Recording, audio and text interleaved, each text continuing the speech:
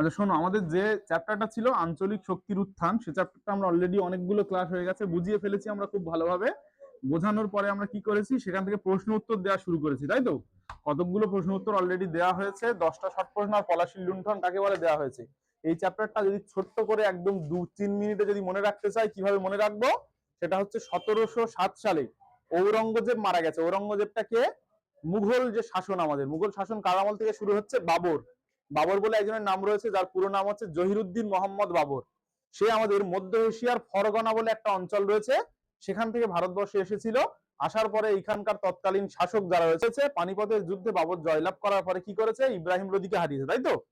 সেখানে হারানোর পরে বাবর এখানে একটা শাসন প্রণালী তৈরি করেছে, একটা হচ্ছে বড় সাম্রাজ্য তৈরি করেছে। এই সাম্রাজ্যটা প্রথমত দিল্লিকে কেন্দ্র করে শুরু হয়েছে। পরবর্তীকালে বাবরের ছেলে হুমায়ুন, তার ছেলে আকবর, আকবরের ছেলে জাহাঙ্গীর, জাহাঙ্গীরের ছেলে শাহজাহান, শাহজাহানের ছেলে ঔরঙ্গজেব। এই যে মুঘল শাসনের এতগুলো নাম আমরা সহজে কিভাবে মনে রাখি? বাবার হলো আবার জ্বর, সারিল ঔষধে, এইভাবে মনে রাখি। তারা পরপর শাসন করেছে। আবার এই যে ঔরঙ্গজেবের কথা আমরা পড়লাম, ঔরঙ্গজেব ছিল শেষ সবচেয়ে বড় সম্রাট, শক্তিশালী সম্রাট। উনি যেই মারা যাচ্ছে, কত সালে মারা যাচ্ছে? 1707 সালে। সেই সময় মুঘল সাম্রাজ্যটা ধীরে ধীরে ভেঙে যাচ্ছে। আস্তে আস্তে যারা মুঘল সাম্রাজ্যের অধীনস্থ যারা কর্মচারী, তারা নিজেরা ছোট ছোট ছোট ছোট এলাকা আমাদের স্বাধীন করে নিচ্ছে। এইটাই হচ্ছে এই চ্যাপ্টারে আলোচনার বিষয়। চ্যাপ্টারটার নাম কি? আঞ্চলিক শক্তির উত্থান। আঞ্চলিক শক্তির উত্থান বোঝানো আছে, কতগুলো ভিডিও প্রোভাইড করা আছে, তোমরা সেগুলো ভালো করে দেখে নেবে তোমাদের প্লেলিস্ট থেকে, ক্লাস 8-এর নিলে বুঝে যাবে। আজকে আমি প্রশ্ন উত্তর লেখাবো, শুধু ছোট করে বলে দিচ্ছি। তাহলে আঞ্চলিক শক্তির উত্থানটা কোথা থেকে শুরু হচ্ছে? ঔরঙ্গজেবের মৃত্যুর পরে। ঔরঙ্গজেব মৃত্যু হওয়ার পরে তার ছেলে জাহানদার শাহ, পরবর্তীকালে ফারুক শিয়া রাজা হয়েছে। হয়ে সে কি করছে? চারদিকে বিশৃঙ্খল পরিস্থিতি তৈরি হচ্ছে।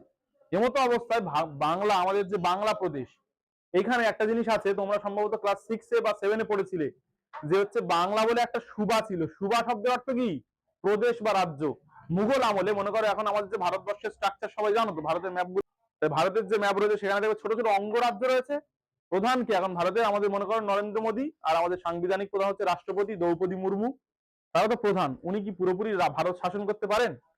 কিভাবে করেন শাসনটা? ভারত ছোট ছোট আমাদের রাজ্য করে দিয়েছে। সেই রাজ্যের একটা মুখ্যমন্ত্রী আছে, আমাদের মুখ্যমন্ত্রী আছে মমতা বন্দ্যোপাধ্যায়, আসামের মুখ্যমন্ত্রী হেমন্ত বিশ্ব শর্মা, তামিলনাড়ুর এম.কে. স্ট্যালিন, সব জায়গায় আলাদা আলাদা মুখ্যমন্ত্রী আছে। তো তো তারা হচ্ছে সেই রাজ্যগুলো শাসন করছে। মুঘল আমলে ঠিক তেমনই ছোট ছোট সুবা করে দেওয়া ছিল, সুবা। এই সুবাই প্রধানত একজন থাকতেন, তাকে বলতো নাজিম। এখন যেটা মুখ্যমন্ত্রীর কনসেপ্ট, তখন সেটা নাজিম পদ বলা হতো।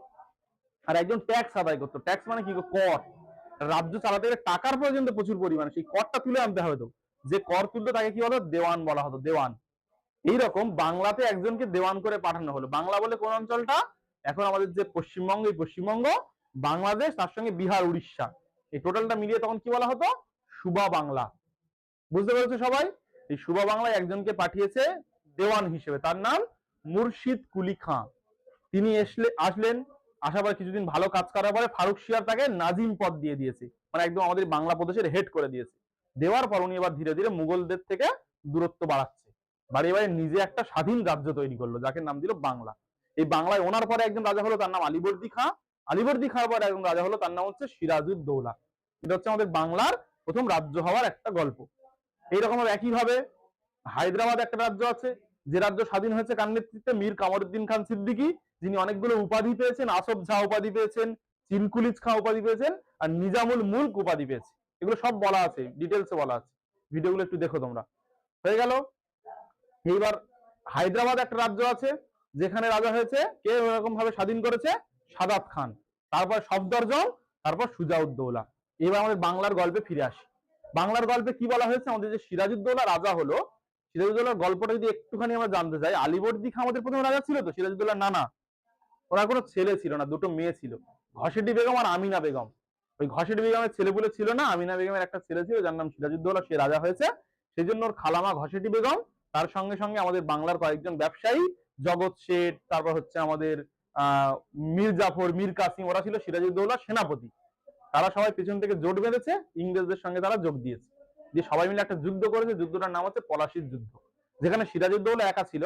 আর সিরাজউদ্দৌলা যারা সেনাপতি, মনে করো আমার সঙ্গে কথা হয়েছে অন্য একটা সেন্টারের সঙ্গে আমাদের একটা লড়াই হবে, আমি জানি লড়াই হবে কাল সকালে, সেই সেন্টারে দেখা যাচ্ছে তাদের 20 জন ছেলে মেয়ে আর আমার 100 ছেলে মেয়ে, আমি জানি জিতে যাবো শিওর। কিন্তু আমার যে সেনাপতি, সে দেখা গেল ভেতরে ভেতরে ঠিক করে রেখেছে কেউ লড়াই করবে না, মাঠে গিয়ে সবাই চুপচাপ দাঁড়িয়ে থাকবে, আর ওরা সবাই 20 জন মিলে তো আমার মেরে একদম পুরো টাকলু করে বাড়ি পাঠিয়ে দেবে, তাই না? সেম কেসটা হয়েছে। সিরাজউদ্দৌলা নিজেও জানতো না যে ওনার সেনাপতিরা সবাই ইংরেজদের সঙ্গে জোট হয়ে গেছে, মীর জাফর, মীর কাসিম সবাই ভিতর ভিতর জোট হয়ে আছে। পলাশির যুদ্ধ হচ্ছে, তার একটা প্রেক্ষাপট রয়েছে, সব বলেছি আমি আগে। তাহলে সেই পলাশির যুদ্ধের সময় সিরাজউদ্দৌলা যুদ্ধ করতে গেছে, আর সেনাপতিরা সব সেনাবাহিনী দাঁড় করিয়ে দিয়েছে, তার যুদ্ধ হয়নি, কেউ লড়েনি। সিরাজউদ্দৌলা পালাতে গিয়েছে, আমার মাথা কেটে নেওয়া হয়েছে, ইংরেজদেরকে উপঠৌকন দেওয়া হয়েছে। তারপর ইংরেজরা একজনকে রাজা করেছে, তার নাম হচ্ছে মীর জাফর।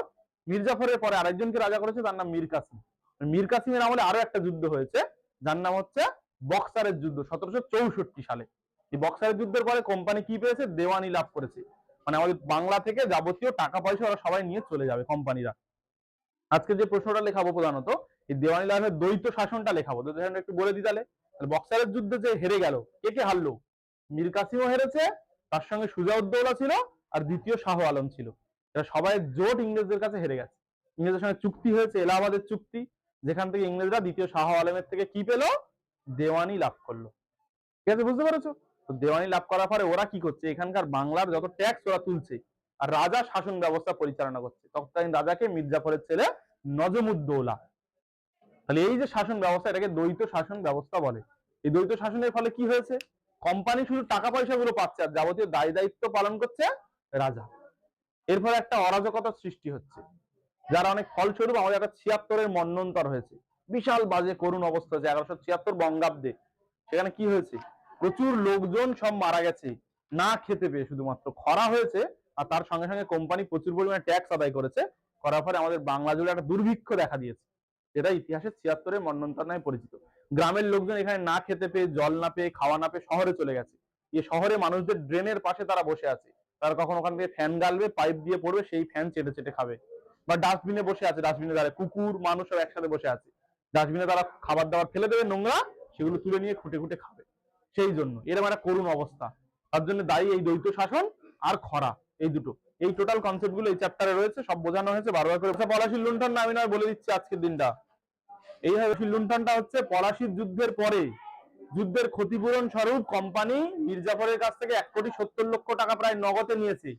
তাছাড়াও কোম্পানির যারা উচ্চ পদস্থ কর্মচারী, তারা প্রচুর পরিমাণে টাকা পয়সা এবং উপঢৌকন ধনসম্পদ গিফট হিসেবে পেয়েছে রাজার কাছ থেকে, মীর জাফরের কাছ থেকে। এছাড়াও তারা প্রচুর লুটপাট করে প্রচুর সম্পত্তি আদায় করেছে। বলা হয়ে থাকে প্রায় 3 কোটি টাকার সম্পত্তি তারা বাংলা থেকে ইংল্যান্ডে নিয়ে চলে গেছে। ইতিহাসে এই ঘটনাটা কি নামে পরিচিত? পলাশির লুণ্ঠন নামে পরিচিত। তাহলে আমরা কি লিখবো যদি পলাশির লুণ্ঠন পড়ে পরীক্ষায়? লিখবো যে পলাশির যুদ্ধের পর ইংরেজ ইস্ট ইন্ডিয়া কোম্পানি প্রচুর পরিমাণে ধনসম্পদ আত্মসাৎ করে। প্রায় নগদ 1,70,00,000 টাকা তারা নবাবের কাছ থেকে পায় যুদ্ধের ক্ষতিপূরণ স্বরূপ। এছাড়াও ক্লাইভ, কোম্পানির প্রধান সেনাপতি কি ছিল? রবার্ট ক্লাইভ, বা যাকে লর্ড ক্লাইভ বলা হয়ে থাকে। সেই লর্ড ক্লাইভ বা রবার্ট ক্লাইভ এবং তার সঙ্গে সঙ্গে যারা উচ্চপদস্থ কর্মচারী, তারা প্রচুর উপঢৌকন পায়। উপঢৌকন মানে উপহার নিচ্ছে ওদের কাছ থেকে, আমাদের রাজার কাছ থেকে। মীর জাফরকে যেহেতু নবাব করেছে, মীর জাফরের কাছ থেকে উপঢৌকন নিয়েছে। এছাড়া প্রচুর জমিদারদের কাছ থেকেও টাকা পয়সা আত্মসাৎ করেছে। প্রায় 3 কোটি টাকার সম্পত্তি তারা হস্তগত করেছে। এই ঘটনাটা ইতিহাসে পলাশির লুণ্ঠন নামে পরিচিত। কি বললাম বুঝতে পেরেছো সবাই? আচ্ছা, কি কি যারা এসছো আজকে সবে, তারা সামনের দিকে 3টে পেজ ফাঁকা রাখো। 3টে পেজ, 3টে পেজ মানে এপিডোপিট করে নয়, 1-2 করে 3টে পেজ ফাঁকা রাখো। ছোট খাতা হলে 4টে মতো রাখো, 4টে-5টা মতো রাখো। এদের থেকে সব কমপ্লিট করিয়ে দেবো, তুমি ফাঁকা রেখে করো। হ্যাঁ, আর যারা যারা এসছো, মোটামুটি যাদের নেই, এসছো বলতে যাদের আগের প্রশ্নগুলো নেই, সেইভাবে শুরু করো। আজকের বিকালটা না হয় আমরা এইগুলো সারাসারি করে নেবো, কার কাছে কি নেই মালপত্র সেগুলো সেরে নেবো, তারপর না অন্য কাজ করব। হ্যাঁ, একজন লেখো মুর্শিদ কুলি খান। মুর্শিদ কুলি খান, প্রথম প্রশ্ন, মুর্শিদ কুলি খান কি নামে পরিচিত ছিলেন? কি নামে পরিচিত ছিলেন? তোমাকে কি লিখে দিতে হবে না মুখে বললে হবে তো? মুর্শিদ কুলি খান কি নামে পরিচিত ছিলেন? হয়েছে? উত্তর লেখো জাফর খান। জাফর খান। মুর্শিদ কুলি খান কি নামে পরিচিত ছিলেন? হয়েছে? মুর্শিদ কুলি খান কি নামে পরিচিত ছিলেন? উত্তর লেখো জাফর খান। আচ্ছা, তারপরে প্রশ্ন লেখো, খোজা ওয়াজিদ, খওকার বর্গীয় জ আকার, খোজা ওয়াজিদ কে ছিলেন? একটু আস্তে বলতে হবে, মানে ধীরে ধীরে বলতে হবে। ঠিক আছে, দেখো এটা থেকে কন্টিনিউ করো, আগেরটা যার যার হয়নি ফাঁকে যাবো। লেখো, খোজা ওয়াজিদ, খওকার বর্গীয় জ আকার খোজা, ওকার অন্তস্থ আকার বর্গীয় জ দ, খোজা ওয়াজিদ কে ছিলেন? হয়েছে? খোজা ওয়াজিদ কে ছিলেন? আচ্ছা, কে ছিলেন হলো উত্তর লেখা হচ্ছে একজন আর্মেনীয় ব্যবসায়ী বা আর্মেনীয় বণিক। একজন আর্মেনীয় ব্যবসায়ী বা আর্মেনীয় বণিক। ঠিক আছে, আর্মেনীয় ব্যবসায়ী বা আর্মেনীয় বণিক।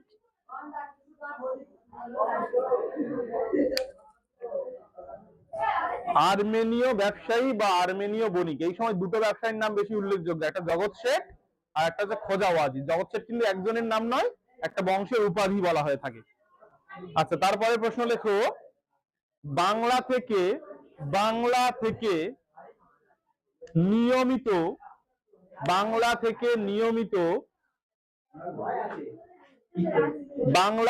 নিয়মিত রাজস্ব পাঠানো, রয়াকার বর্গীয় জ দন্তের শয় বয়, রাজস্ব পাঠানো বন্ধ হয়ে যায় কার আমল থেকে?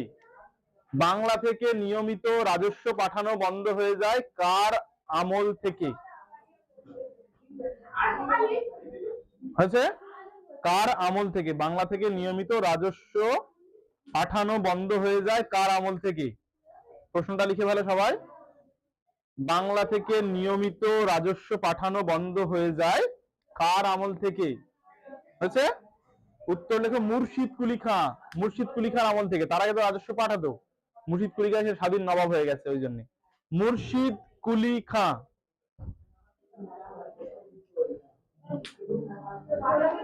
হয়েছে? মুর্শিদ কুলি খাঁ। তারপরে লেখো, বাংলার নবাবদের মধ্যে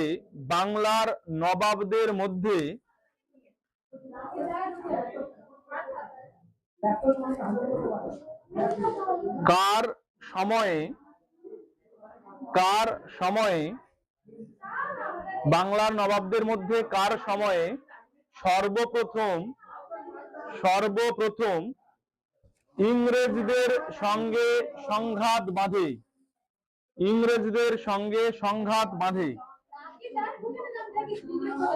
হয়েছে? ইংরেজদের সঙ্গে সংঘাত বাঁধে। হয়েছে?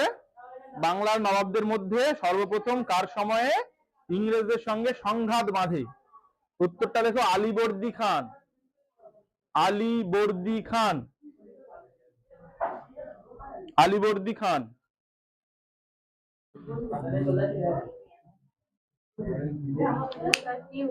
আলীবর্দী খান।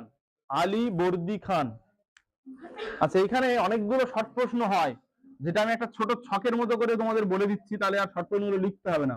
এখানে মনে করো বাংলার ক্ষেত্রে, এটা তোমরা খাতায় লিখে নেবে ওখানে, বাংলার ক্ষেত্রে তাহলে প্রথম স্বাধীন সম্রাটকে মুর্শিদ কুলি খান। ঠিক আছে, মুর্শিদ কুলি খান।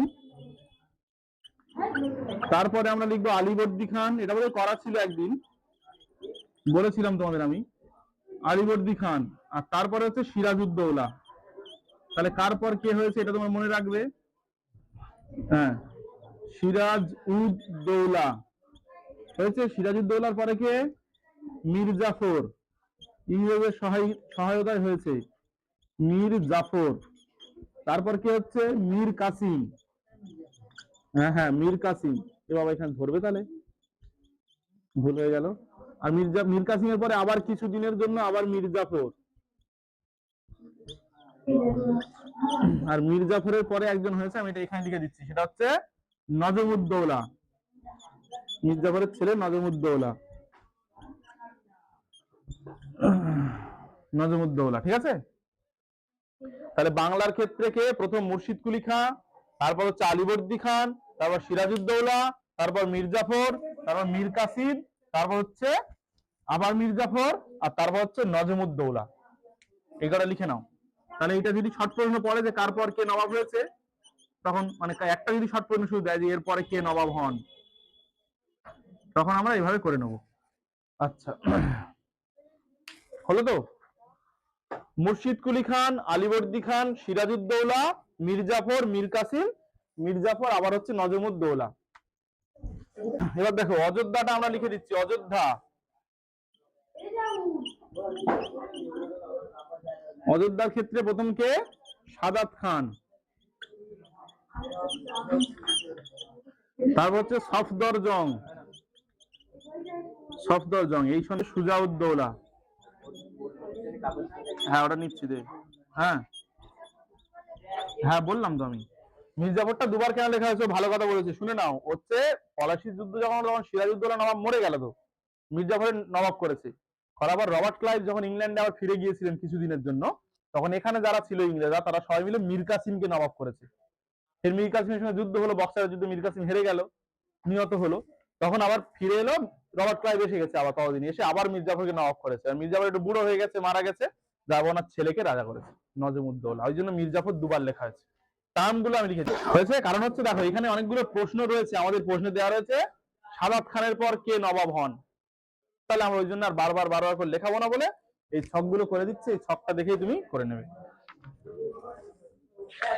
আচ্ছা, আর হায়দ্রাবাদের ক্ষেত্রে আমাদের শুধু পাঠ্য অংশ কি রয়েছে?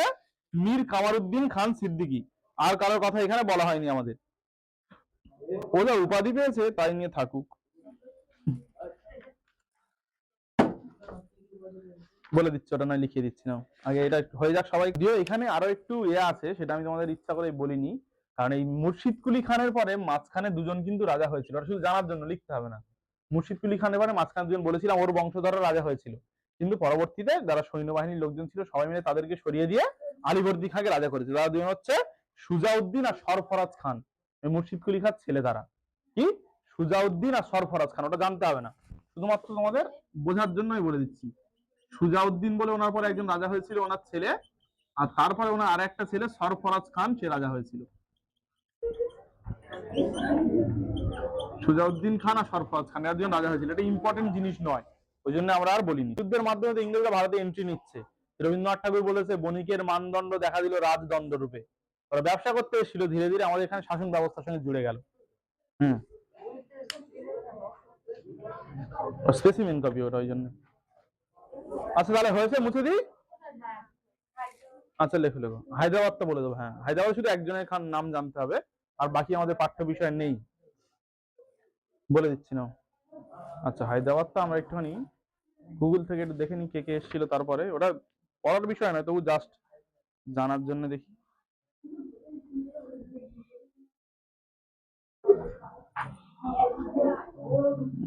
মীর কামারউদ্দিন খান সিদ্দিকী,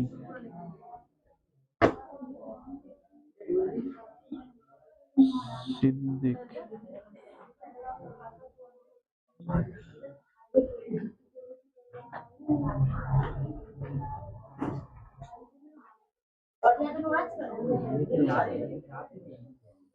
তাই তো। এই হায়দ্রাবাদে কার নেতৃত্বে হায়দ্রাবাদ স্বাধীন হলো? মীর কামারউদ্দিন খান সিদ্দিকী। কি বললাম? হায়দ্রাবাদ রাজ্যটা কার নেতৃত্বে স্বাধীন হচ্ছে? মীর কামার উদ্দিন খান সিদ্দিকী তার নাম, ঠিক আছে? মীর কামারউদ্দিন খান সিদ্দিকী একটুখানি শুনে নাও। এই মীর কামারউদ্দিন খান সিদ্দিকী অনেকগুলো উপাধি পেয়েছে। কি কি উপাধি পেয়েছে? আসফ ঝা উপাধি পেয়েছে, আসফ ঝা, ঠিক আছে। আর একটা উপাধি পেয়েছে কি? চীন কুলিচ খান, চীন কুলিচ খান। আর একটা উপাধি পেয়েছে কি? নিজামুল মুলক। কি পেল? নিজাম উল মুলক। সেখান থেকে হায়দ্রাবাদের শাসকদের কি বলা হয়? নিজাম বলা হয়। হায়দ্রাবাদের শাসকদের সেখান থেকে নিজাম বলা হয়। সে একটা নীতি আমরা পড়েছিলাম, অধীনতামূলক মিত্রতা নীতি। কে প্রথম গ্রহণ করেছিল? হায়দ্রাবাদের নিজাম, মানে একটা শাসক। এখানে নামগুলো রয়েছে, আমাদের বইয়ে দেওয়া নেই, আমি বলে দিচ্ছি। নিজামুল মুলক মানে আসফ ঝার পরে প্রথম রাজা হয়েছে নাসির জং, তারপরে হয়েছে মুজাফফর জং, তারপর হচ্ছে সালাবাদ জং, তারপর হচ্ছে নিজাম আলী খান, তারপর হচ্ছে সিকান্দার শাহ, আরো প্রচুর রয়েছে। এইগুলো হচ্ছে পরপর পরপর, এগুলো আমাদের পড়ার বিষয় না, শুধু জানার জন্য জাস্ট। তাহলে হায়দ্রাবাদের ক্ষেত্রে আমরা একটাই নাম মনে রাখবো, মীর কামারুদ্দিন খান সিদ্দিকী, যার উপাধি হচ্ছে আসফ ঝা, চিনকুলিজ খাঁ আর নিজামুল মুলক। এই তিনটোর উপাধি, তিনটে সব ঠিক আছে, তিনটে উপাধি তো ওই ধরে নাও, তিনটে নাও।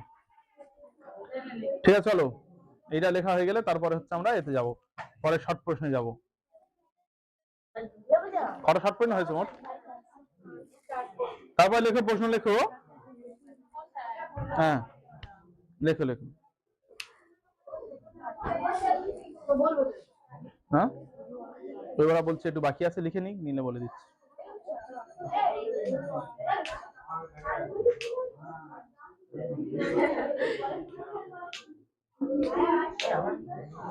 হয়েছে সবাইকার? সবাই কিন্তু খাতা আলাদা আলাদা করবে, হ্যাঁ খাতা আলাদা না থাকলে খুব সমস্যা হবে, পরে মার পড়বে খুব। কিন্তু প্রত্যেক সাবজেক্ট আলাদা আলাদা খাতায় লেখা থাকে, জানো, এই খাতায় নেই সেই খাতায় নেই এগুলো বললে হবে না। তাহলে পরের প্রশ্ন আবার লেখা।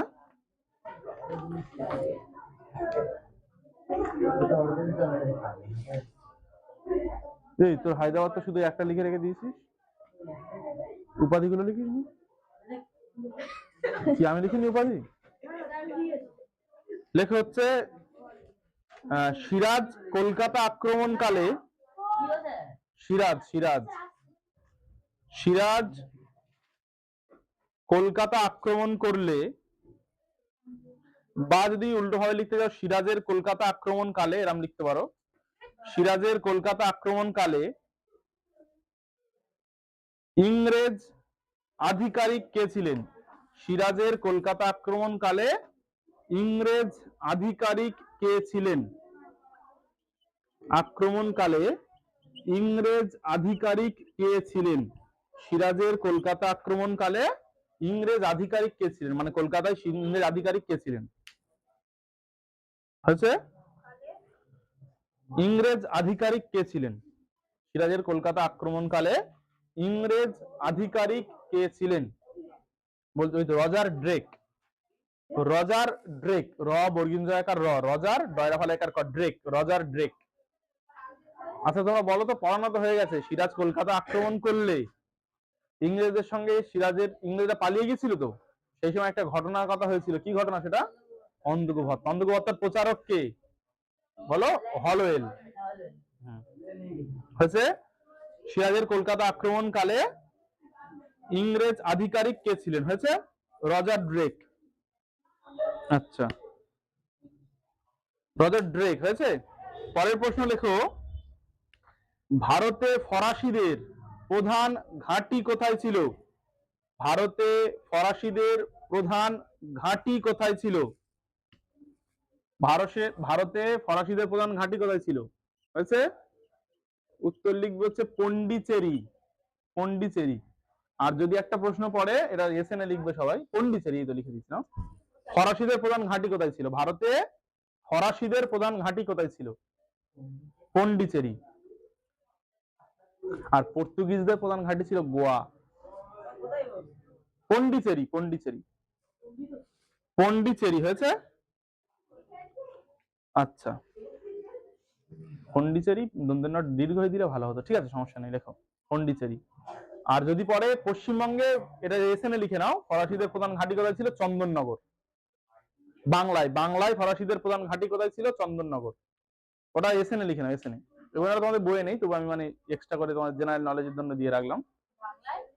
বাংলায় ফরাসিদের ঘাঁটি কোথায় ছিল? চণ্ডীগড়, তাই তো, এই সরি চন্দননগর। চন্দননগরে ওইখানে ইয়ে হয়েছিল, অনেক ছাপাখানাটা আমার কাজ হয়েছিল প্রচুর, ওই জন্য। হ্যাঁ, বাংলায় ফরাসিদের ঘাঁটি কোথায় ছিল? উত্তর লেখা হচ্ছে ব্যান্ডেল চার্চ আছে ওখানে। হয়েছে, চন্দননগর, চন্দননগর হয়েছে। তারপরের প্রশ্ন লেখো, ইস্ট ইন্ডিয়া কোম্পানিকে দেওয়ানির অধিকার দেন কে? ইস্ট ইন্ডিয়া কোম্পানিকে দেওয়ানির অধিকার দেন কে? কে গো? এলাহাবাদের সন্ধিতে দিয়েছিল দেওয়ানির অধিকার, বলেছিলাম এক্ষুনি এসে ক্লাসে আলোচনা করলাম, ফের আগের দিনও পড়িয়েছিলাম। না, দেওয়ানি লাভের অধিকার দেন কে? দেওয়ানি, দেওয়ানি আদায় করতে দিয়েছে কে? কে কে হেরেছে বক্সারের যুদ্ধে? সিরাজউদ্দৌলা, মুর্শিদ কুলি খান নাকি মীর কাসিম হচ্ছে আর সুজাউদ্দৌলা। ওই জন্য বলছিস, তোরা তো হু হা বলছিস, তাই জিজ্ঞেস করছিস, সব তো হু করছিস, কেউ কিচ্ছু পড়ে না, রিডিংও পড়ে না। বক্সারের যুদ্ধে কারা কারা হেরেছে? মীর কাসিম হেরেছে, সুজাউদ্দৌলা হেরেছে, আর দ্বিতীয় শাহ আলম হেরেছে। দেওয়ানি লাভের অধিকার কে দিয়েছে? দ্বিতীয় শাহ আলম। দেখো, ইংরেজ ইস্ট ইন্ডিয়া কোম্পানিকে বা ইস্ট ইন্ডিয়া কোম্পানিকে দেওয়ানি লাভের অধিকার দেন কে? দেওয়ানি লাভের অধিকার দেন কে? হয়েছে? দেওয়ানি লাভের অধিকার দেন কে? দ্বিতীয় শাহ আলম। দেওয়ানি লাভের অধিকার কে দিয়েছে? দ্বিতীয় শাহ আলম।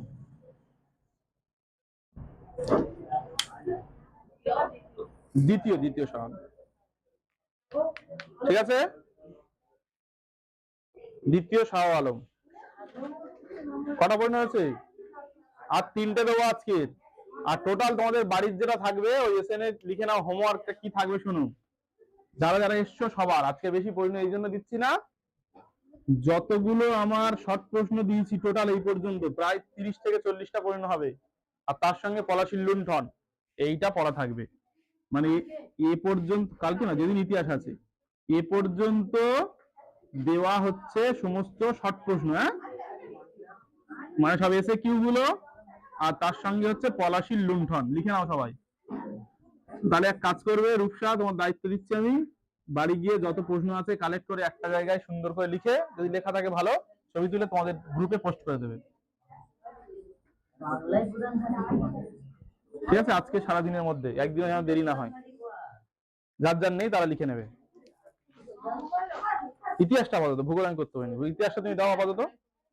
পরের প্রশ্নটা লেখো। কোম্পানি কোম্পানি বছরে কত টাকার বিনিময়ে দেওয়ানি লাভ করে? কোম্পানি বছরে কত টাকার বিনিময়ে দেওয়ানি লাভ করে? ঠিক আছে, কোম্পানি বছরে কত টাকার বিনিময়ে দেওয়ানি লাভ করে? কোম্পানি বছরে কত টাকার বিনিময়ে দেওয়ানি লাভ করে? উত্তর লেখো 26 লক্ষ টাকা। 26 লক্ষ টাকা। কোম্পানি বছরে কত টাকার বিনিময়ে দেওয়ানি লাভ করে? 26 লক্ষ।